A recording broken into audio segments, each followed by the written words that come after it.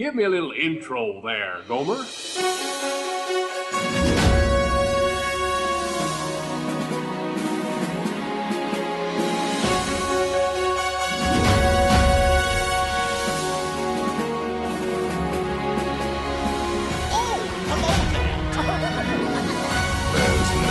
turning back now. Let's put on the show. You're listening to the Station 71 podcast. My name is Mario, and this week I'm joined by my co-hosts, Beth, Brian, and Kirsten. So we've got another fun topic this week. We're going to be talking about some attractions that have outstayed their welcome by a little bit, or maybe a lot. So before we do that, we actually have some news to talk about this week. I'm going to turn it over to Beth. So you have the floor for the news. Sure. So first topic is that Bob Chapek has been elected to the Disney Board of Directors after Bob Iger once again has taken over the company. So the comment here is that Bob Chapek has demonstrated remarkable leadership in the face of unprecedented challenges that were unimaginable when he became CEO just 7 weeks ago. So we had Chapek for 7 weeks as CEO, and now Iger is back because he is like Thanos inevitable, apparently. That's got to be like the shortest term. Right?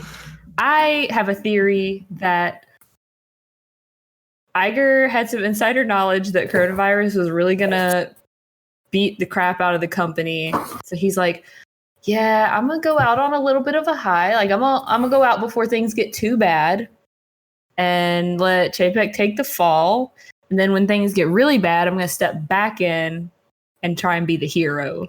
I don't know about that much, but I think Maybe it's, that's my conspiracy coronavirus. Yep. It's a construct of Disney's creation. I mean, I've heard worse conspiracy theories in the last couple months. So other than that, we also have Disney Plus passing 50 million paid subscriptions, which is up from 22 million just in February. So that's definitely been a bright spot in the company's finances, that they've doubled their subscriber base on Disney Plus in like a month, which is wild to me. Yeah. Everybody's got to get their Disney fix somehow from home. Yeah. Have you guys been watching more Disney Plus, like being at home? Because I still feel like, oh yeah, I feel like Yeah, I I haven't. have. really? Man. Yeah. I've been watching a lot more. I've been watching more TV in general, like other subscription services, but not necessarily Disney Plus. That's like, I really haven't watched Disney Plus specifically because there hasn't been anything that jumped out at me that like, oh, I have to watch this. I was going to ask, since you guys are, well, since Brian is, what have you been watching? Like anything good? Because I definitely could use recommendations. So y'all might think this is kind of crazy, but I actually never watched Boy Meets World before. Really? Brian, that is literally my favorite TV show of all time. And Jordan kind of sat down and started watching it, and I never watched it before, so it's kind of in the background. But like, I watched like 1 or 2 episodes, and I was like, "Oh my god, this is like the most wholesome, feel-good It's so thing good. I've ever seen before in my life." I'm in love with this show now. So, It's so good. Yay! I love Boy Meets World. It's great. Watching that. I watched Cool Runnings the other night, which I hadn't seen since I was a little You've never kid. seen Cool Runnings? No, Oh, I've you seen haven't it. seen I just some of haven't it. seen it since I was a Okay. little kid. And like, that was kind of one of those movies where I was like, man, is this going to hold up? Because I loved it as a kid. That movie held up so well. Oh, I love that movie. So I need to watch it again. Everybody, when I went to Jamaica, a lot of the people there were talking about how that's a thing that they get all the time. Like, really? people always talk to them about Cool Runnings. They're like, okay. Oh, wow. I'm still in shock that you never saw Boy Meets World till recently. I know. Yeah, that's wild to me. Man, I'm you're in curious. for a treat because that show really stands the test of time, in my opinion. It's like legitimately my favorite TV show of all time. Just I can don't watch see Girl that, Meets World. honestly. It'll break your heart. Oh yeah, 'Cause definitely it's do not watch even that. close. So what did it come on? Because I saw that it's Touchstone that did it. So obviously ABC. okay, so that makes sense. All right. Mhm. It's also got this weird thing where I haven't watched it on Disney Plus, but it was ABC at first, and then when Disney bought that set of channels, they moved it to Disney, right? I think it's. I was gonna say, I feel like you would know it better than stayed that. on ABC. It stayed on there for a while, but I know they did eventually move it to Disney because there were episodes that they wouldn't air on Disney. I was gonna say there's been some parts in the show where I was like kind of surprised, and then I realized like at the end, okay, they did it under Touchstone, so obviously they were willing to put a little bit more adult stuff in there from time to time because it wasn't under the Disney brand technically. Yeah. So, Yeah. I mean, would as definitely wholesome see as them. it is, it does have some tear jerking, like more mature themes for sure. I think that's the good part of it that I've enjoyed is that it's like it's not the like quote unquote Disney-fied version of like a kid going through high school, that kind of stuff. Like Mm-hmm. it's actually Oh no, it's definitely like an ABC like not ABC Family, but like ABC afternoon like young adult show. Yeah. I So, love how that show far a have lot. you gotten? I'm about halfway through the second season now. Oh, Okay. okay. Oh god. I'm trying to Something remember. big's gonna happen. No. I don't. Okay. I'm gonna have to pull up Disney Plus now and see how far that is. We can talk about this later. Actually, let's talk about that in post show. Yeah, that can be our post show. I will talk about Boy Meets World. Yes, Anyway. all day. So, next on the news list, we have some key takeaways from the reopened Florida task force meeting for theme parks. So, obviously, there's been a task force compiled to try and reopen Florida's economy and the theme parks. And the takeaways from that, I guess I'm not going to go through the whole list because it's kind of long, but that when the parks reopened, both Disney and Universal, like all the theme parks in Florida, they are proposing that they're going to screen every team member, cast member every day, and they're going to allow and encourage face coverings. The thing that caught my attention was one of the things says, make cleaning visible to guests to make them feel safe. So Not cleaning necess- theater essentially. It says it does say enhance overnight cleaning and clean throughout the day, but the fact that they put that in there, like you said, cleaning theater, like sanitizing theater, I'm just like, that's not the fact that you put that in there does not make me feel better about No, this. yeah, that just I don't care if I see them cleaning if I know that it's clean. I would much rather Right. you have more protocols in place for actually cleaning. Mm-hmm. So they're also going to utilize technology like mobile ordering and contactless transactions, expand virtual queues for more attractions, utilize more outdoor queues versus indoor queues, and have staggered seating for attractions and shows, perhaps filling every other seat or row. Then, of course, putting limits on the amount of people they're letting into the parks, and then reconfiguring queues to ensure social distancing in all directions. I really Man, don't I see would how like any all of of this. this is plausible, though. It's definitely going to be hard to implement that. But It feels like Yeah. they're gonna have to really watch the numbers when they go back to normal. Like, yeah, they're gonna have to do lower capacity to the parks to do stuff like that, or else you're gonna have. I mean, I think people are gonna be more apt to follow a lot of these social distancing things when we, go back to the way of life we're used to. But I also feel like people aren't gonna be too keen on crowd level things like that. And if you do stuff like that, you're cutting attraction capacity in half. Not saying that's bad, but that's also not going to bode well for the people that are looking into it. It's kind of a Well. double-edged sword, I think. well, and we know what's going to happen to prices if Disney's cutting capacity in half. Please just Well, but I It's wonder the how year they're of annual gonna- pass holders. I mean, because this, like, how it's affecting the economy and like the unemployment rate, and I've seen a lot of people shaking pay cuts too. Like, at what point does it not become? Is it better to get like what money you can from people who have less money now, versus like raising prices, Gouging that, people. You know what I'm saying? Like, Yeah. I don't know, Well, like I mean, what's gonna make them more money, and raising prices so much that not as many people can afford it, or keeping them relatively the same so the people who lost like so much money during this can feasibly afford it. That's a good point. This might be kind of that break finally in the constant price hikes, you know? I definitely feel like Yeah. that would be better for goodwill within the company and its consumers to keep the prices reasonable and just lower the amount of people, because that's going to increase the guest experience like tenfold. I would love to go to the parks and have reduced capacity, you know, like who wouldn't?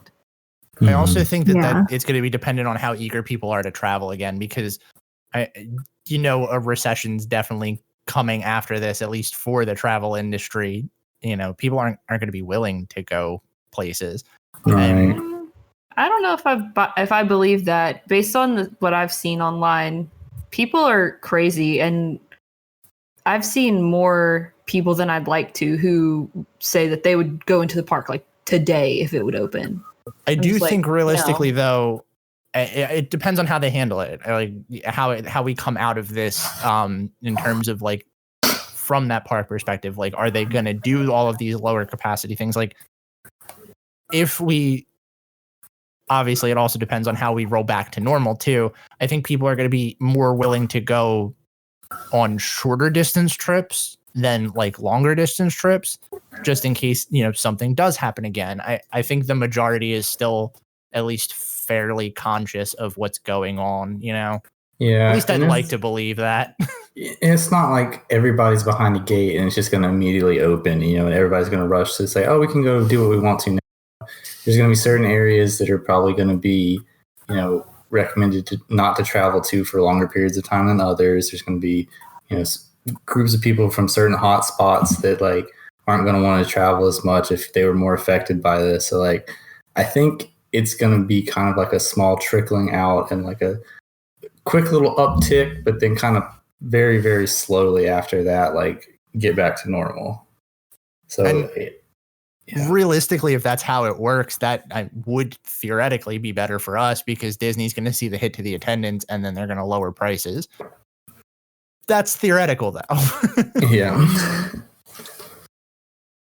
Well, with all that being said, our last news topic ties directly into that, and it is that many business experts are speculating that the parks will not open until 2021 because of the pandemic.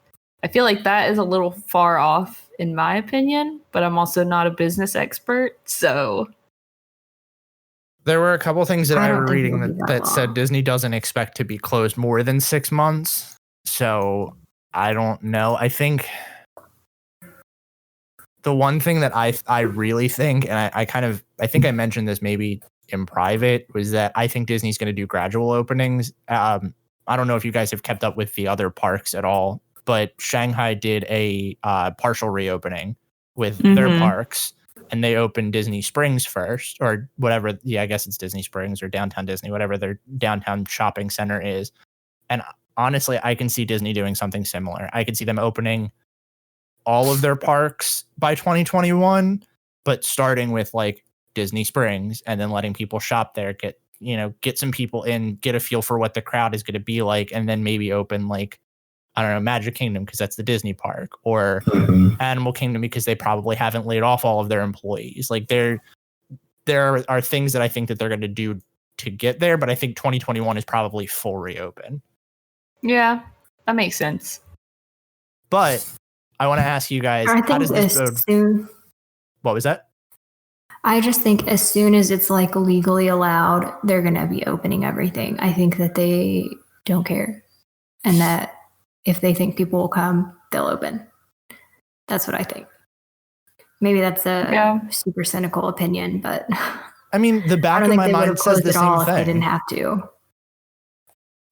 honestly, like in the back of my mind, I feel the same way. To be 100% on that, I think part of me wants to say that they'll open slowly just because that's what they're doing elsewhere. But then at the same time, like we follow the Disney company pretty closely. We know how they are when it comes to money, and they're losing money hand over fist. Mm-hmm.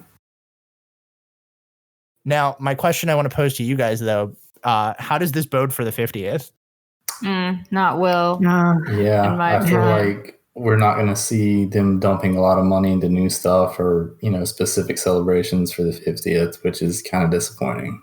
Yeah, extremely disappointing. This was supposed to be like our big thing, Mm-hmm. So I agree. I don't see them putting forth any more money or effort than they need to, or they feel that they need to. Womp womp. I honestly think that this means that the 50th is going to be as minimal as possible. I think we'll see the end of the castle getting painted, and that'll likely be it. Maybe a new parade or something that they were like working on behind closed doors, but I don't think we're getting anything at all for the 50th. Yeah, especially with all the construction that's halted. It just kills me because I feel like definitely it's going to be crowded. I think it's going to be even more crowded now because I feel like everybody who was going to go this year, they're like, oh, might as well hold off. And if they know or like Disney at all, they're going to be like, hey, we might as well wait till like all this, whatever stuff is happening to go. So I think that's going to increase the crowds and decrease the, the stuff that there are for the crowds to do. Mm-hmm. Yeah, I think that's a really fair point. I don't know. I almost wonder if Disney's not going to advertise this as the year of the 50th just because of that sole fact alone. Like I wonder if will still be cautious about this kind of stuff in the coming year. Like when the 50th would actually roll around, are we still going to be worried about social distancing? I hope. Like, we're conscious of our health, but like, is Disney going to put up a big ad that says Magic Kingdom 50th? Like, hopefully not, but also like they got to recoup their money somehow. Yeah. I don't know. It's going to be very interesting to cover theme parks when they reopen. That's for sure. And I think a lot of it depends on like a vaccine, like how far we are on that. So before we get started on our topic, I did want to give a shout out to our two new patrons, Chloe and Danny. So thank you guys for joining us. I hope that you've been enjoying the content that is Patreon exclusive. All of us have been, working hard to get new content to put out there, and it's been really fun. So I hope that more people will continue to join us. Mm-hmm. But yeah, that's awesome. I'm happy that we've got more people on board. It's nice that, we have people listening to our extra content. That's the fun part. Yes, for sure. I feel like that honestly is some of my favorite content to record is the stuff where we're kind of off the record, but still on the record, Yeah.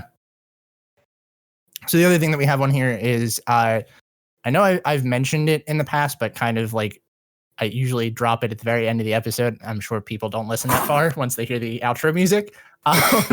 But we do have our email address, station71podcast@gmail.com, where you can send us suggestions, comments, questions, concerns, whatever you have. We also like if you send us episode ideas, because we do try to keep a list of topics, but we always try to do the things that we know people want to hear first. So if you have something you want to hear us talk about, maybe we've got it on our list, but we've been pushing it off because we don't think people want to hear it, or maybe it's something we haven't even thought of, and it'll be great for us to do something that we know people will want to listen to. So again, station71podcast@gmail.com. Send us your thoughts there. Even if you want to just chat with us, that's a nice way to connect as well. Mm-hmm. So with that all said, I guess that moves us right into our topic this week. We decided that we were going to talk about some attractions that have overstayed their welcomes. Maybe we'll blue sky them into some new ideas, or just give a nice little way to plus them up. Either way, this is going to be fun because I think that we may have some disagreements here. Should be interesting. So how do we want to go about this? Because I know we all have varying numbers here. I guess we can kind of just go one at a time and talk about something and then move on. Or do we want to just drop a whole bunch of them and run? Maybe we just go around and say our first, like one of the ones on our list. And I'm sure a couple of them will line up at least. Okay. Well, I know for sure my first one is going to line up with you guys because we've all said this before, but I think Tomorrowland Speedway has far overstayed its welcome. Bye. So I was trying to think of a way to plus this up, and first thing I thought of was it really doesn't belong in Tomorrowland anyway. Not that a lot of Tomorrowland fits. I definitely have. Not that I think this has overstayed its welcome necessarily, but I don't think Monsters Inc. Laugh Floor has fit into Tomorrowland at all. Mm-hmm. But as much as I love it, it doesn't. Well, and that's the thing. Like, I think Speedway is one of those things that, like, I guess maybe I don't even know how that would fit in there. But regardless, if they tried to make the designs of the vehicles maybe a little bit more futuristic and add some scenery that would potentially hint at that, maybe it would. But and also, electric. Like, the biggest make them thing, electric. That was my next point. Exactly. Just make them electric cars. It could be so easy to do, but it would probably cost them a ton of money that they're not ready to invest in that attraction. And I don't see why, because it's a people eater. Honestly, I feel like they could just completely take Tomorrowland Speedway out and make it like a nice green space. Like make it a part of it a play area like they have at Epcot, or just put some benches and tables and stuff. Because I feel like the seating in Tomorrowland, if you're not inside of like Cosmic Rays, then there's like hardly anywhere to sit. Yeah. And so the other thing, nice for the ambiance, I think, to just have like, I don't know, a neutral space, and not maybe it would make Tomorrowland feel a little less cluttered. And if there's anywhere to put some open space to kind of create a buffer, it's here. Because like we talked about last week, that transition from Fantasyland to Tomorrowland is so jarring. This would be such an easy way to kind of help blend it. Yeah, for sure. Well, so the other thing that I kind of looked at for a lot of this, especially when I was trying to think of like ways to blue sky it, is how big of a footprint does it actually have? Huge. So, I'm actually looking at it on Google Earth right now. Exactly. That's what I have up. And it's bigger than Space Mountain. That's how big that footprint is. And it's crazy because like one of my next items on my list, I was looking at it and I was like, okay, well, this is overstayed its welcome, but I honestly don't know what else you would put in there specifically because of the footprint size. But like you could easily fit another attraction in there, and it's very strange. I know that this isn't going to happen, but I hope that when Tron is done, that's when they start thinking about something in its place, because then you'll have two big people eater attractions, and maybe they can think about revamping the cars. Maybe they can do something, but like they've got to do something with the Speedway. Honestly, just like, dreaming here, I'm looking at the map. Take that part beside Mad Tea Party and Cosmic Rays, make it something like a green space, like I was saying, something neutral that would help blend the two lands. And then you still have a huge chunk of space to add an attraction. Yeah. Honestly, you could do both. You know what? There's no reason that this attraction should take up as much space as it does for how awful it is. Here's a really simple blue sky idea. To just, if you're going to scrap the Speedway, this may sound really dumb, but drop a hedge maze in there. Like, drop a hedge maze in there. I'm completely fine with that. That'd be awesome. Super fun. And you could blend it in so that the outside you can't see into it, so you don't see that gap in Tomorrowland. Just put something on the outside to make it like relatively futuristic. It ties in with Mad Tea Party because you can theme it to Alice in Wonderland. It fits into Fantasyland. Boom, it's done. Mm-hmm. Nice. Well, you could really do half of it as like the Tron, like. Did y'all ever play that game like Light Bikes? I feel like, kind of like I have. On your, like, I don't know. I feel like you could do half and half. You could have Tron and then like in the center have, I don't know, like one of those stands, like the Cheshire Cat, the little bitty stand with like snacks and stuff, and then have the other half be Alice in Wonderland themed. Oh, yeah, that'd be cool. So I also just sent you guys a link in the our private chat. Shanghai has an Alice in Wonderland themed maze, and it actually looks really cool. So, like, why can't we just get that over here? And it would probably take up less of a footprint than the Speedway does.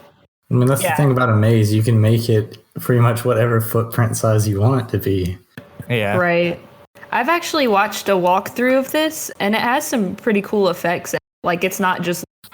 It's got really cool decor and, like, a few little special effects and stuff, if I recall correctly. So, I'm definitely in favor of this idea. So, Beth, what attraction do you have that has overstayed its welcome? So I'm just gonna. I have quite a list here. I'm just gonna pick a random one that I feel like no one's at yet. I said the Frontierland Shooting Arcade, and really, how dare you? I feel like no one ever uses it. I have literally never seen anybody interacting with it. I myself have never used it. I know it's an opening day attraction and there's like some historical value there, but I feel like it has overstayed its welcome and would be just better served as clearing it out and making a little extra space, maybe throwing some rocking chairs there and people can watch the parade. I don't know. No, I mean, I'm just messing with you. Like, you're completely right. It is very outdated.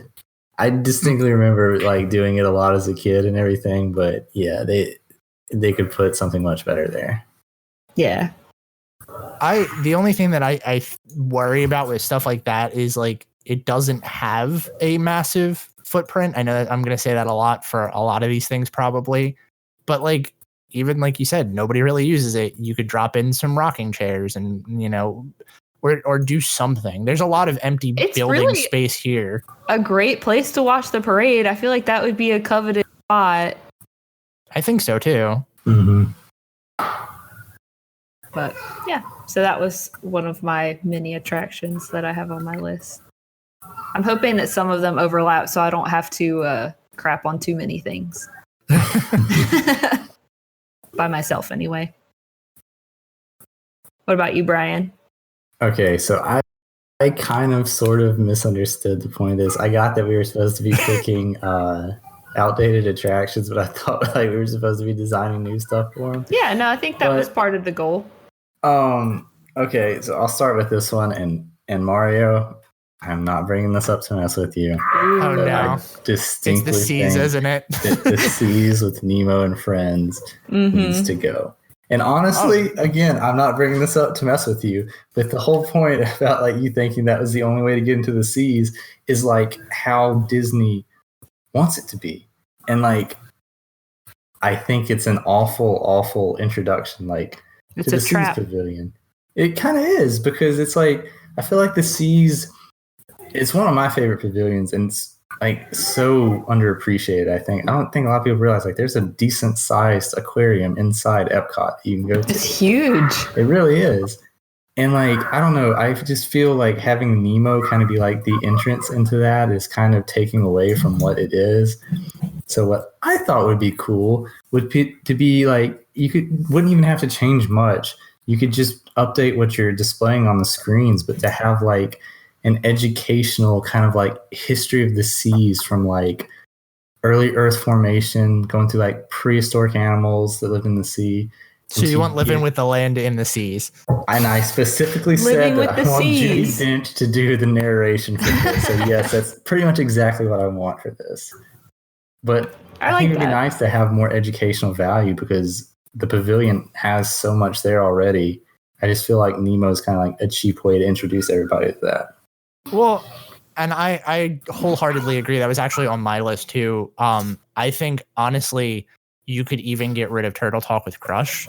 Like I think the entire attraction aspect of the seas needs to go. Not because Nemo's bad or like I think it's just an easy tie-in. I think Nemo is kind of like the easy IP they can attach because obviously he's a fish. He lives in the sea.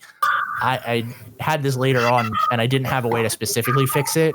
I really love your idea though, but I think that tying in one, making it so that they don't have to funnel people through there that think like me, that is the only way in. Because honestly, I think half the reason that attraction has any attendance is because of people that think that. No, I would say it's probably more than half. Like, there, I mean, when you look at it, that is like the entrance to the pavilion. The signs over there, all the little animatronic things are over there. Like, yeah, the other entrance exit is like tucked back away in the corner. So obviously they want you to get on the ride. I have a question for you guys. Have you ever seen this queue full? Like, The queue? I feel like the queue is so incredibly long. The for queue what is it long, is. and I've never seen it full, but I have seen it backed up. I very distinctly remember, I want to say 2007-ish, being in that queue, and it took forever to get actually into the seas. And it's sad for me to think that some people might not go there because they see that there's a line for Nemo and Friends and think that that's the only way to get in there, or not know that the aquarium's there. All right, so realistically, as much as I just said I remember the queue taking forever, I have never seen it to the point that it was out the door. That queue is very deceptive, and it doesn't necessarily always start until like you are past the doors. So I don't think anybody has that mentality. I think everybody that gets in line for it is like, oh yeah, this is going to be, like a short ride, and then you get in and you're like, oh no, this queue is going to take me forever. Might be right about that. I also honestly, I feel like most of the wait that I've ever had with that ride, when I've actually ridden that attraction, has consisted of just walking the queue, because never, like, I've never seen it full, and it just takes forever to walk through the queue. I also think that that's essentially a problem of like how long that attraction has been there, because I had to Google it to make sure that I wasn't like far off. Apparently 2007 was when it was open, so that would explain the long line that I vaguely remember from then. But I feel like if you look at some of the other queues, like Little Mermaid has a very long queue, but it's always full, so you don't really feel like you're walking through it. But if you had to walk that queue, I bet it would feel just as long as Nemo. Yeah, and that's a fair point, because Flight of Passage's queue is also an extremely long walk, because obviously that one's always full as well. But when I did the pass holder preview and it was a walk on, I feel like we walked for literally 5 solid minutes just to get to the attraction itself. So I guess that makes sense. I kind of like the long queues. Like, to me, whenever we were waiting for Star Wars and we were walking through, I'm like, really? And like even the Harry Potter stuff at Universal, all the people around are what really take me out of my suspension of disbelief, like whenever you go to Diagon Alley and there's like a billion people taking pictures of that dragon, like clearly that's not real. So I like when there are long queues and they're empty, because it makes me feel more immersed. I guess I just wish that the busy queues were empty more. Yeah. And kind of to that point, I vaguely remember a point where I walked through Little Mermaid, and you hit some of those points in the queue where people are just kind of breezing by. And if it's not a long line, that's a really fun queue to just look around for little hidden details. So stuff like that, I don't mind looking at. Nemo definitely doesn't have that, so that may also make it feel a little longer. That's true. I don't know if I should start with the idea that I like the most, or like the least. What do you think? What do y'all think? I think you should go all for it. Start with the one you like the most, because then maybe nobody else has it. And it ties in because we were just talking about the seas. So we have the land and the seas. And actually last week I was talking about how I think the Imagination Pavilion just really does not fit in. So I feel like they should totally revamp, or even like tear it down and start from the ground up, the Imagination Pavilion, and make it a flight, or like a sky pavilion. So you have land, sea, and sky. And I feel like there could be, I'm not sure what all could be in there. I definitely think a video or some sort of something that talks about the history of flight, just how Brian was talking about the sea stuff and like the history, like up until space travel, because then obviously you have Future World that takes over there. And I definitely feel like there should be a cool aviary kind of along the lines of the aquarium, like a giant aviary. But if That's they made awesome. it a ride through aviary, like if they had vehicles similar to like the Peter Pan boats. Oh my gosh, I love that.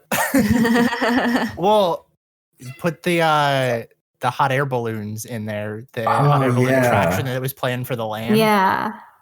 Yeah. So like, that would be perfect. Like if they had vehicles like the Peter Pan setup, but then like we're hot air balloons. Yeah. That's my idea. That's a great idea. Dude, I would I love like to see that. Because there's so much you could do with that. I mean, I don't know. I feel like somebody who is more creative than me could come up with even more stuff, because I don't know. I feel like the land and the seas are really relaxing, and I love going just to like, I don't know, calm down, and I think they smell really good. And I feel like the sky would just be like the third, like So it would complete the trifecta. The only issue I can see with that, and I'm not saying this to kind of poo-poo on Kirsten's idea, but more so to get this attraction to go away, having that pavilion specifically contradicts Soarin' Around the World. Unless you move it over there, and I really don't want them to do that. So get rid of Soarin' Around the World and then build your Sky Pavilion. Yeah. I mean, Just to play devil's advocate, assuming that they would want to shove an IP into the Sky Pavilion, what would they put? Up. Yeah, I was going to say, how do you miss that? That's a great idea. I didn't even think about that. How did I not? Love it. Yeah, I'm kind of mad I didn't sign off. But then that gets rid of Figment. Oh no. We all need to put in a job application and just send in this podcast recording as our support. Surprise, we're all Imagineers now. If they get rid of Imagination and they get rid of Soarin' Around the World, they could put Figment in Soarin's spot. I suppose, maybe. It wouldn't really fit, but it would keep Figment. I feel like that's the biggest thing that's like holding up any kind of Imagination type of revamp with IPs. Not that I want that, because I actually really like Figment. But I feel like that's the thing that's like really holding them up, is they rely on him so much for the festivals. I mean, they're doing such a big revamp of Epcot. It's not crazy to think that they could add something completely separately from any of the existing pavilions. They're already adding a bunch of new stuff. I feel like they should just make Figment work as like a mascot. I mean, if they made Duffy Bear work and all of that crap that we went over, then they could make up some ridiculous story. So my whole thing with getting rid of Figment is I think Figment serves his place, but he hasn't served that place in a long time.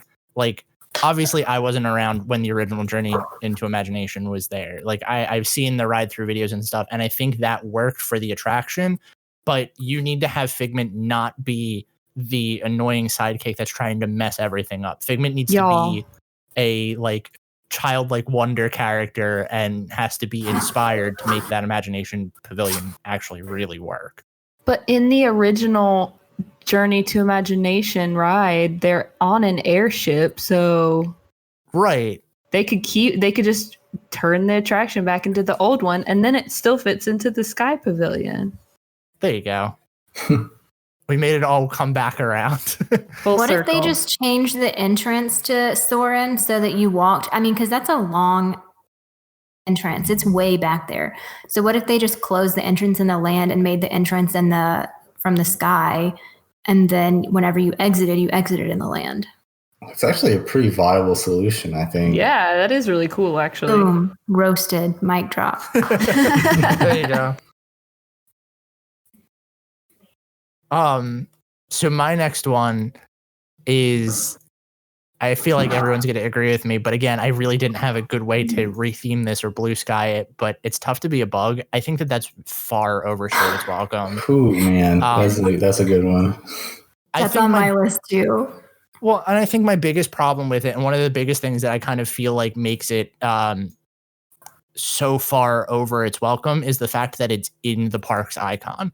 You know, it doesn't deserve the spot. Well, and now you have the big contenders of Spaceship Earth when that gets its revamp, and Mickey and Minnie's Runaway Railway are like two, very loved attractions right now. Like that, Mickey and Minnie's open to some pretty good praise, and obviously, Spaceship Earth has always had that following, but I think It's Tough to Be a Bug never saw the success that they really wanted out of it, and it just feels very out of place. And I don't know. It's just it doesn't deserve the space that it takes up. And I think that they could theoretically do something else that would just be better there. That's where I think they should come up with something totally not IP related. I'm not creative enough to do it, but like think of all the amazing rides that like don't have an IP attached. Like obviously the classics, Haunted Mansion, but like Soarin' doesn't have any IP, and I don't love Soarin' Around the World, but Soarin' Around California, Mission Space doesn't have an IP attached. That's where I think they could do something that doesn't have an IP and that really focuses on like Animal Kingdom and what the whole like feeling of Animal Kingdom is supposed to be. That's kind of what I put in my notes for this. Like, I think the attraction that's at the like the central focus or the icon of the park needs to speak to the park's thesis and needs to be like the overall theme. It just needs to say what it is. And I don't think you get that when you go into It's Tough to Be a Bug. I think that that's very far removed from the idea of like conservation and everything. Like, I guess somewhere in there you can get that, but I don't think it says it loud enough that it's I think you have to dig real deep to get that message, and you're right. Like, it does not speak to conservationism, and that is what Animal Kingdom's about. Basically, It's Tough to Be a Bug's like whole concept that they're trying to teach you while you're in it is that bugs are really necessary to our ecosystem, and you shouldn't be scared of them. And then they proceed to scare the crap out of you with spiders coming from the ceiling and bees stinging you in your back. Yeah, I don't know. And I just stink bugs. Like it tries one thing and then it goes completely opposite direction. Yeah. It's like in The Office when the bat's in there and Kelly's like, don't hurt that little bat, and then it lands on her and she's like, kill it, kill it, kill it. Exactly the message they're sending. The one thing I do wonder about this though is like, how much space do they have to put something in there? Because this is kind of a difficult one where it's like, obviously it's in the icon, but it's also it's surrounded by all of the Discovery trails. So I wonder where the actual theater sits in terms of the Tree of Life and how it like how much space they have to expand something, because that could also very much halt them from putting anything in there. I mean, I think you have to do some kind of like stage setup like they have. I don't feel like you can go much bigger than that. I'm looking because I actually just sent a message in our Facebook group since I was on my phone of how close Journey into Imagination or the Imagination Pavilion and Soarin' are together. They're really close. So I'm going to go check out. I did not realize that. Yeah, I didn't either. I'm looking at the Animal Kingdom map on Google Maps, and really, like, you could see the Tree of Life, but there's no. It's Tough to Be a Bug is marked like all the way off to the far right, which I guess is kind of where you enter it. Like, looking at it, that looks about right. But I think the biggest holdup is probably a lot of the exhibits that are around there. Like, they would have to do a lot of work to do anything that's not a theater. And honestly, I mean, I think that they could do something with the theater, just like, I don't know, a video that's similar to Soarin', but it's all about animals. And like, you have all the effects, that's like the wind. And I don't know, I think they could make it and like throw in some inspirational music, and it would get people, or kids especially, like pumped up. The one thing that would be a huge loss for that is that Hopper animatronic, because that is a beautiful animatronic.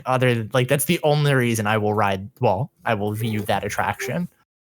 So Beth, what do you got? All right. I'm gonna pick my next one as Star Wars Launch Bay. Okay. All I can of see it. that. It doesn't fit anymore now that Galaxy's Edge is open. Star Wars is spread all over the park and it needs to be consolidated into one spot. So they can just get rid of Launch Bay. They can take the Jawas that used to be there and move them to Galaxy's Edge because they were really cool and fun to interact with. And whatever else is in there that they want to move to Galaxy's Edge, they can. And I thought that I would do a little bit of a throwback here and kind of keep the same theme-ish as to what it is now, but just have general movie props like it used to be when you would get off of the studio backlot tour. You could just look at all the cool movie props. Did you guys ever do that? Like, Yeah. I'm sure you did, right? Yeah. I just thought it was I the do. coolest I thing. love the backlot stuff. I think that's really cool. Yeah, I used to love just looking at all of the props. Like I remember probably the last time I got to do it was they had like the carriage, like the White Witch's carriage from Narnia, and like the Queen of Hearts costume from the live action Alice in Wonderland movie. And I was just like, and the Hannah Montana chicken coop from the movie. That was the most like obscure reference that they could have I pulled. was so excited to see that in the queue. I like took a picture with it and everything.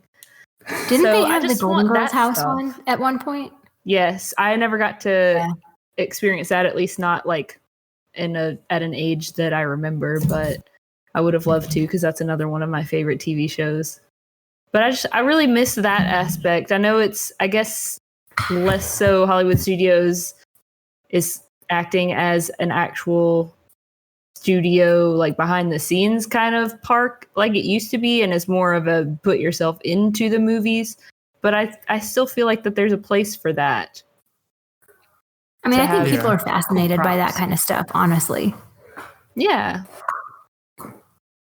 I think the problem with that and a lot of Hollywood studios right now is I've been bashing on Hollywood studios a lot these last 2 weeks, and I hate to say that this was once my favorite park, but I think the biggest issue right now is just where a lot of the Star Wars stuff is located, because I think had Launch Bay been closer to where Galaxy's Edge is, that wouldn't have been as much of a problem. And it's the same thing as like if Star Tours was closer. Like there's so much Star Wars spread throughout Galaxy's Edge that it feels very mismatched. Not saying that I think Launch Bay is by any stretch a good use of space. It's really not. But I think the fact that they're on 3 separate sides of the park makes it very bizarre, and hard to say that any of them is a good use of land. Yeah. This was another thing that was on my list. I'm skipping ahead a little bit, but it's relevant to this topic. They could, in theory, move all of that launch-based stuff, just move it over to where the Frozen sing-along is, because that's right next to Star Tours. And then at least all the Star Wars stuff wouldn't be quite so spread out. I know that Star Tours is not like directly connected to Galaxy's Edge, which is, kind of a whole issue in itself. And I don't want to see Muppet Vision go away because of that. So I feel like maybe that could be a nice compromise. Is you just take out the Frozen sing-along, which was another thing on my list that I feel like has overstayed its welcome. And I mean, that was supposed to be temporary anyway. Right, exactly. It was just like a thrown together thing to eat people. So just move all of Launch Bay there and, do what you will with the space, whether it be the movie prop collection or whatever. All right, my turn. Yep.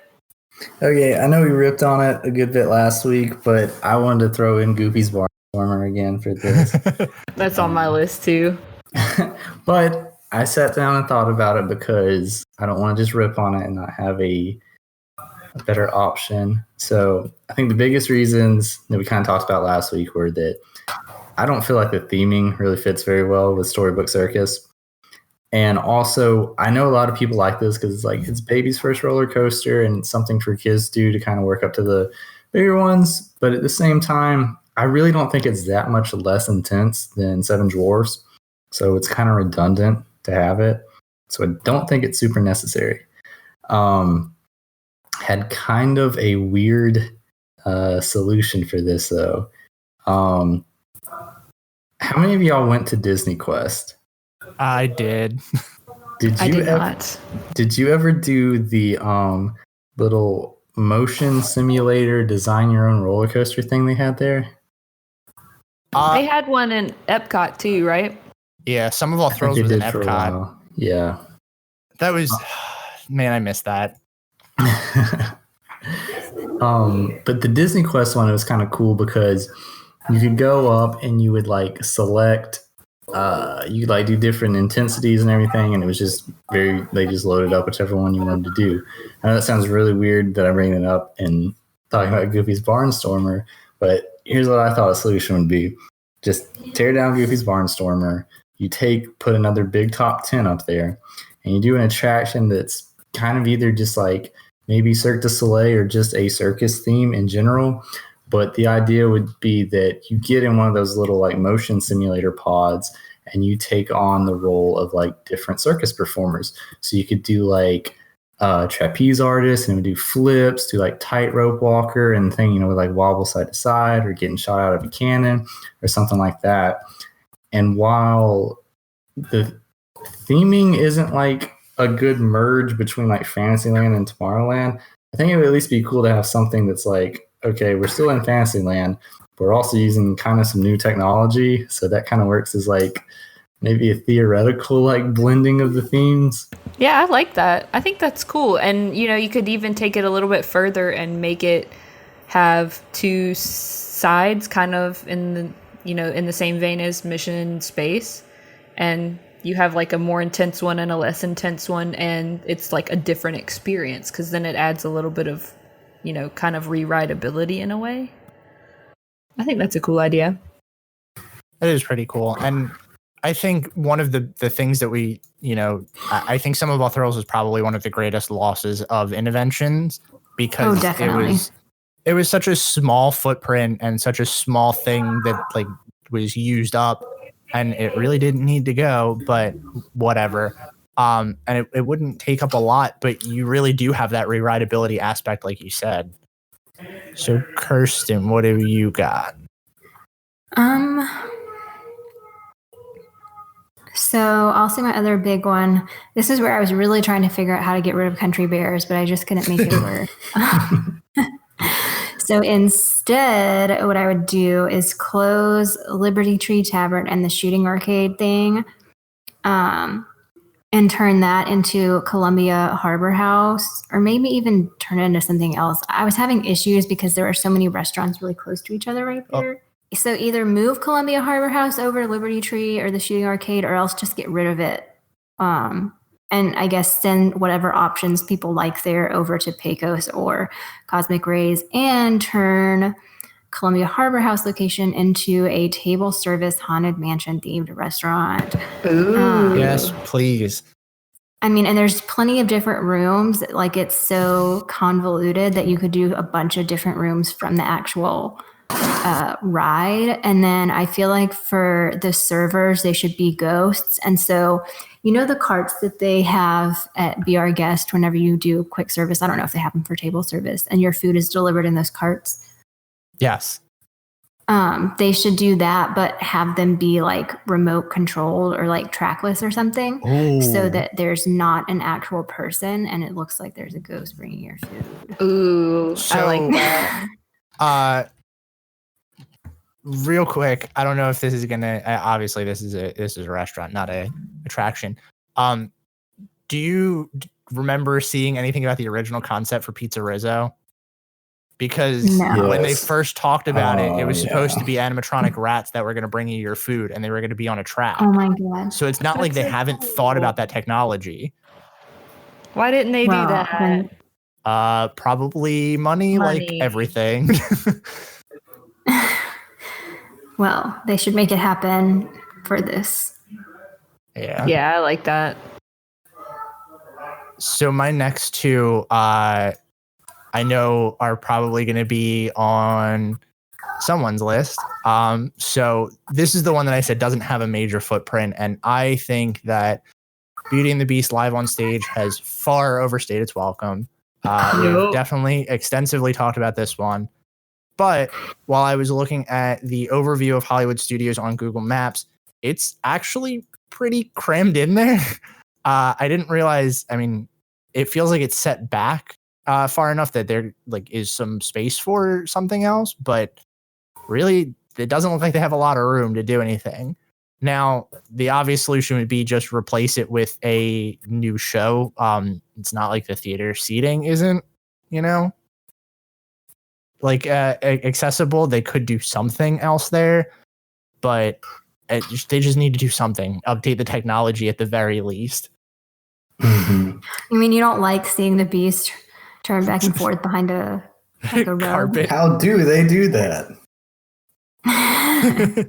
All right, I got a crazy idea for that space because Oh boy. it's right outside the gate of Hollywood Studios.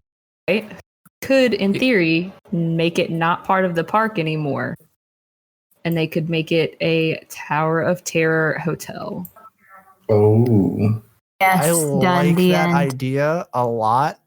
Now, the only issue that I can see with that, to play devil's advocate, is they would have to get rid of that section of like Sunset Boulevard that is technically, I guess, Who cares? Don't need it. well, so then that would partially eliminate Phantasmic, would it not? Because you would have to build over that pathway to connect the two. Otherwise, you have two towers of terror right next to each other. No, you just make it like the same style as Tower of Terror. You don't actually make it a different Tower of Terror. You can just like, it's the same, I don't know, architectural style. And you cut off that little area, right? There's still an entrance to Phantasmic, is there not? Well, you They do- could always build a bridge or something. right. Yeah, I like mean, you don't have to make Phantasmic needs it a to revamp where- anyway.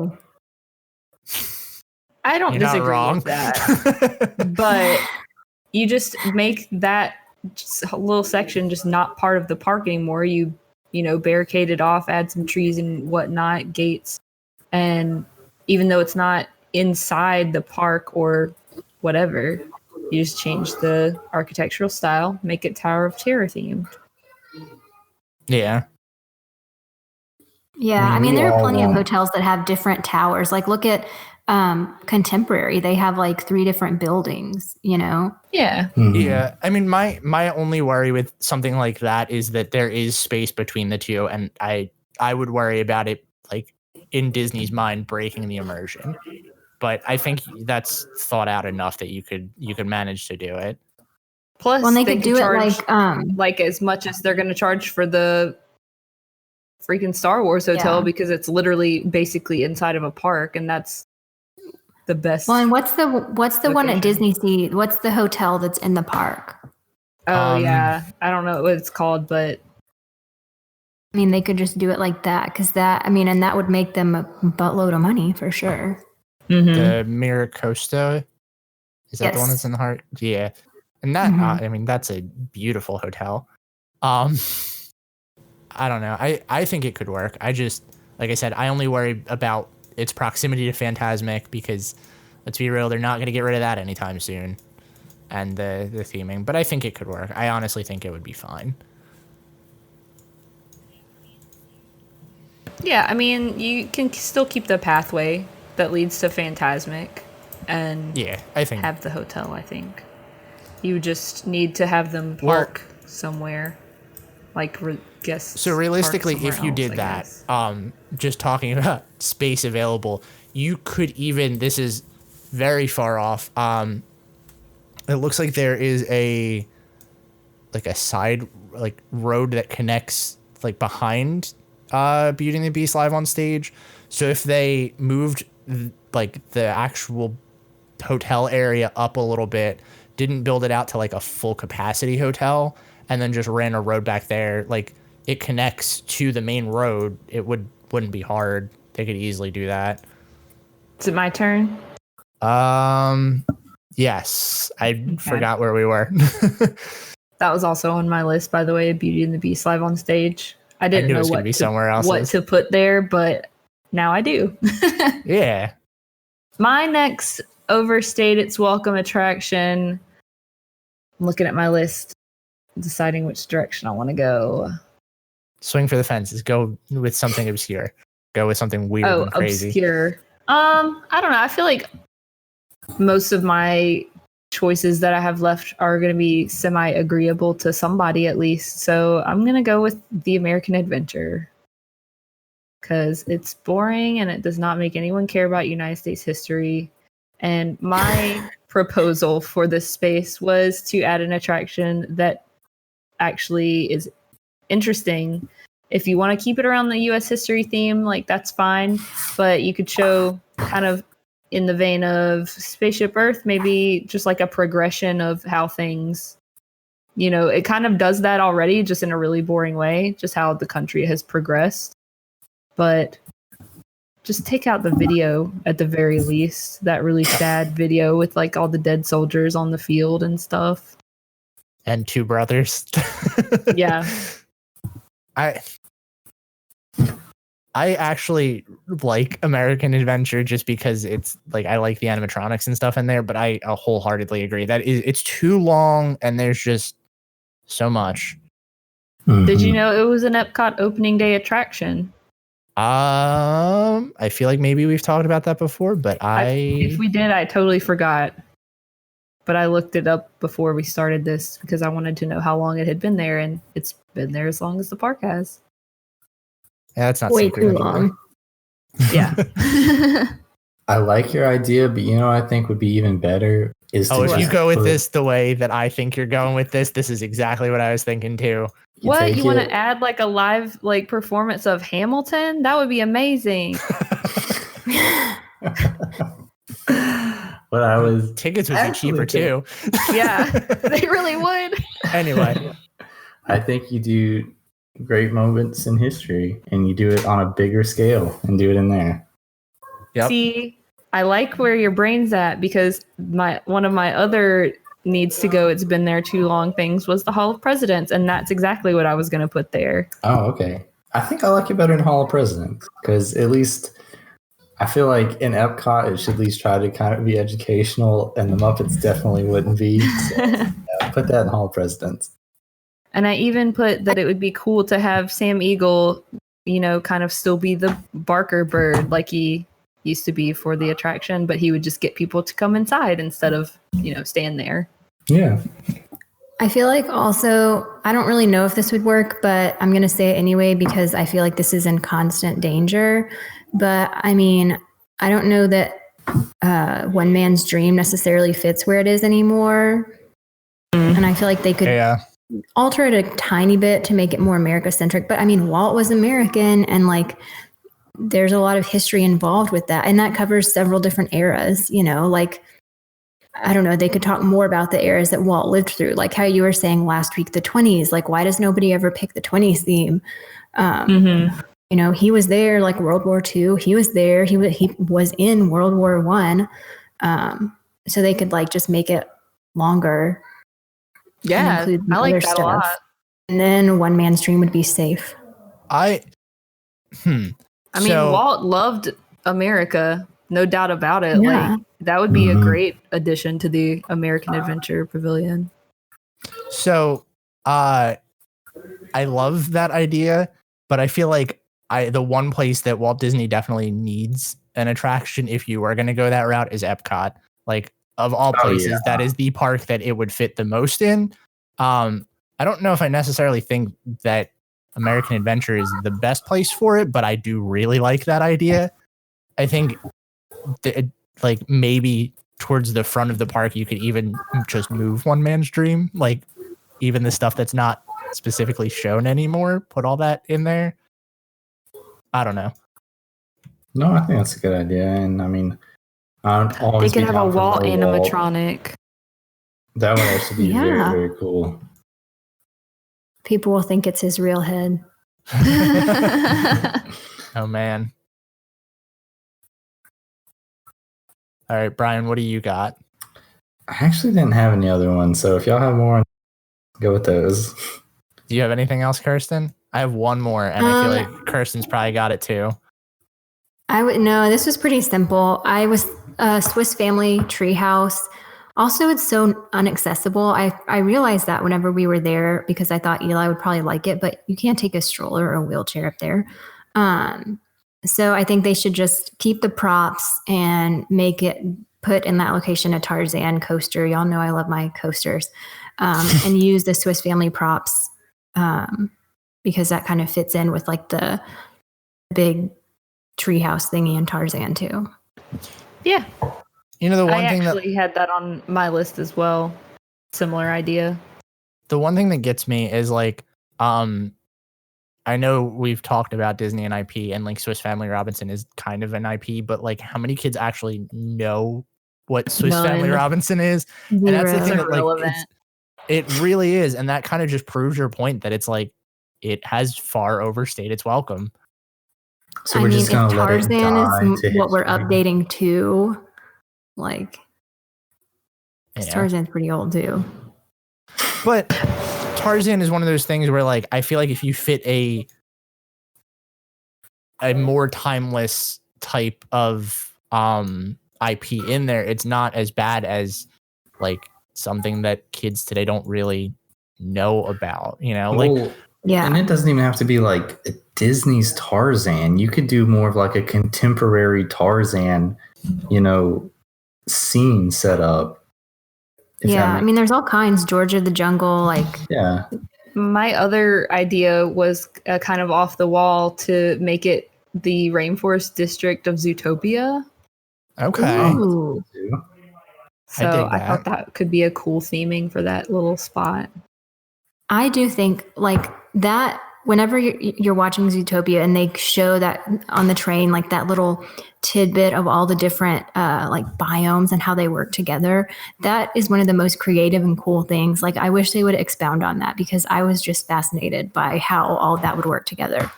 You know what I would really love is a Zootopia miniseries like on Disney Plus.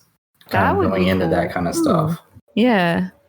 We need more Zootopia for sure. Yep. I mean, And more Olaf. Isn't there a sequel in the works? Why isn't there a short on or like a mini series on Disney Plus with Olaf retelling other movies?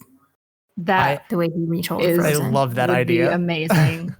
That was mean- literally my favorite part of Frozen 2. Yes, it was like the best part of Frozen 2. It was the best part of both Frozens put together. The only other thing that I had, which I'm kind of surprised didn't make Kirsten's list, I think all of Chester and Hester's. But more so for the reason that more so for the reason that I talked about last week, that it's like in the weird transitions between land to land, it's very mismatched and it feels awkward to like put it right up against the Dino Institute, and then like you come in through the dig site, and then there's a parking lot, and like there's so many things they could do. My whole idea for it, and I believe that I've said this before, is expand the Dino Land Institute into like almost how the Jurassic Park part of Universal is. I think Universal does that leagues better than Disney does, which is crazy. I think we can keep dinosaurs an attraction. I love dinosaur, but just build out the Dino Land Institute, make it a full service like museum kind of thing. They could even take some of the quick service stuff and obviously plus it up because that's not great either. And turn it into maybe like a food court of some kind in the museum so it would fit with the theming. There's just so many little things that they could do to make it infinitely better and honestly fit with the theme of conservation and the planet. So it's not just a fair. Yeah, I don't disagree. I do like Chester and Hester's, as you know, I've said several times before, but if they were to replace that with your idea, I wouldn't be completely heartbroken. I think it would probably work better thematically for most park going guests rather than the obscure few that fight for Chester and Hester's. So in defense of Chester and Hester's, I think its biggest weakness, aside from it being a literal fairground in a parking lot, is the fact that Animal Kingdom is so cohesively themed.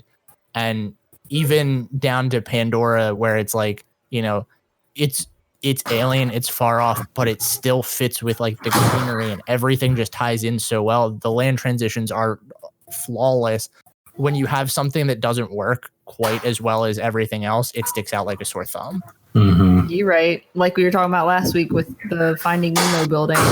Exactly. I think that's its biggest downfall. And unfortunately, like had they done anything else there, like it would probably like be fine. It's just because it's the weaker portion of the entire park. It just feels so far removed. Yeah. As long as they keep the good options at restaurants, or I'm fine if they change it actually being restaurants. Yeah. Although I do really like that part. But I mean, I do agree with you. I think that it would work better and serve the, motto or concept of Animal Kingdom a lot better, because if you really think about the backstory of Chester and Hester's, like it's a big trying to be like a big cash out and like take advantage of tourists, when the whole point of Animal Kingdom is to respect nature and conservation. It doesn't really fit in that sense.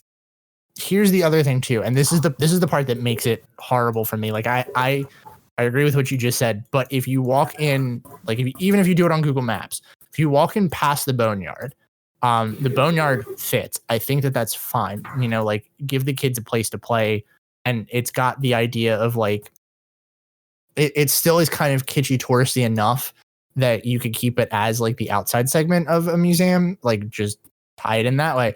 But then as soon as you walk past the boneyard, even looking at the floor, it's like the ground is like that cracked pavement with the stones and everything that is around near the Dinoland Institute.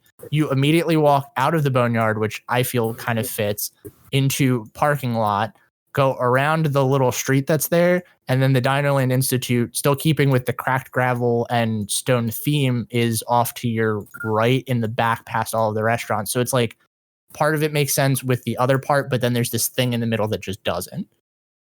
Yeah, and I mean, they could just, I don't know what to do with Chester and Hester's, but keeping with the Dinoland Institute, I know the whole concept of the quick service spots around Dinosaur is that they were kind of supposed to be a food court for like the researchers of the facility, but I feel like it became like it's too Chester and Hester's for that to work. Yeah. If we were to take out Chester and Hester's, so that would definitely like benefit from being rethemed into something that looks more like an actual cafeteria would at a institution. Yeah. I think there are so many like edutainment opportunities there, because having a 3-year-old, I've literally never talked about dinosaurs, but Eli loves dinosaurs. It's just like a thing with kids. I don't know where it comes from, but I feel like that's something that's really interesting. Is a thing with kids. They just, and like every kid has a phase. I feel like kids would eat that up and like would really be entertained and educated at the same time. Like I said, I'm not creative enough to think of exactly what they should do, but I definitely think there's an opportunity there for some like edutainment, which is what, everything is supposed to be about. They could even kind of do a couple of extra wilderness explorer spots, but instead of them being troop leaders, they could be Dinoland Institute employees. That's good. Yeah. I was going to say, Wilderness Explorers does a good idea. Good job of bringing the idea of like edutainment in there. So yeah, more stuff like that I would definitely get behind. Yeah. All right, Beth. So what's your list entail? Because I know you said you had a couple. Think this might be a hot take in some of your opinions, but I said Buzz Lightyear's Space Ranger spin. I think that's a hot take for sure. I'm not opposed to that, and I'm interested to see what your thought is. I love it, but I agree it doesn't really fit, and it could be updated. Yeah, like if you're not going to replace it, then at least update it, because it's literally, I feel like it's like if Toy Story Mania was a physical space, but not done as well. You know what I mean? It's shooting at cardboard things. It feels like I'm at my local theme park. They used to have a Scooby-Doo attraction, and that's kind of what Buzz feels like to me. It's like you're just shooting at cardboard ghosts. But I don't know what the solution is. I didn't really have a blue sky for it, but I just felt like There that was have to be some better laser upgrades that they could do at the very least to make it like more accurate. And like, so you're like, hey, there's mine. And like, I don't know, different color lasers and like 6 different colors for 3 consecutive ride vehicles and then repeat so that you could tell what yours was. Mm-hmm. Yeah, because every time it's like, man, either I am destroying that target or the person is. Or that's not me. I mean, I honestly, I think you're 100% right in that. And I love Space Ranger Spin. I think that there are just some obvious jarring issues with it. And when you think about it in terms of other shooting style attractions, you have obviously Toy Story Midway Mania. That's kind of the precursor for that. But even down the road with Men in Black, I think all of them are superior. Yeah, even I feel like as outdated as Men in Black even is, at least it's like you're like there's real props and stuff. Right, and Men in Black is a physical space, like you said, Buzz Lightyear is, but it's not cardboard physical. Right, exactly. Did anyone else have any others, or should I finish up my list? That was the end of my list, so. Okay, well, this one I feel like doesn't really need a whole lot of discussion. I said Grand Fiesta Tour, replace it with the Coco ride. We've talked about that in depth. And my only other one was Voyage of the Little Mermaid, which I feel like either needs to go away completely or just update the film quality because it's truly horrendous. Yeah, that's pretty. Yeah. So my suggestion, if they are going to replace it, is I know that you can't do like a full scale Nemo style musical because the space isn't there. But if you got rid of Launch Bay, you could build a new theater and make like a really high quality, miniature Broadway Nemo quality musical. Well, I don't know why there should be like a stage, I guess, like Beauty and the Beast stage, we're building a new one that has like those Broadway musicals travel all over the country. So why don't they just do it where they stop for a month and they actually perform at the parks and they all like that would be amazing. In and out. Yeah, that'd be very cool. Yeah, probably money, honestly. Yeah. Well. But I mean, people could buy the actual Broadway merch, during whatever show was showing. Like you could probably upsell that, honestly, if you upsold it for like $50 or I don't know, it'd probably still end up being cheaper than seeing it, at a separate, like an actual venue. Yeah, definitely. So, okay. 2 questions. One, I guess Brian would probably be obviously the most local, so you might know this. Do you know if there's anywhere around that area that like theater would be in like the Orlando area? I do not. Because there's like a Dr. Phillips auditorium that I think hosts a lot of those. Because that's the only other thing that I can think like maybe a hang up would be like if there's a place that hosts them, like because then they would lose out on the ticketing. But so looking at an overhead view of the parks, at least where Voyage of the Little Mermaid is, and I know that this is going to be a little heartbreaking, but if we're going with our idea of moving Walt Disney Presents One Man's Dream out of Hollywood Studios and putting it in Epcot, you could get rid of that whole building, get rid of Voyage of the Little Mermaid and Star Wars Launch Bay, and there is significantly more room, and you could definitely put an attraction in there. Yeah, definitely. But then you have to move the BB-8 meet and greet, and that's probably... that already needs to move. Yeah. No, I think that's a really good one.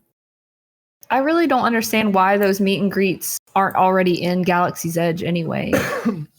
Like, so it can't be that hard to add, right? From my understanding, they don't want to put meet and greets in Galaxy's Edge because they want it to feel like a living, breathing land, which is why Rey doesn't meet in there. She's in the land, but she doesn't like meet. And So just do that then.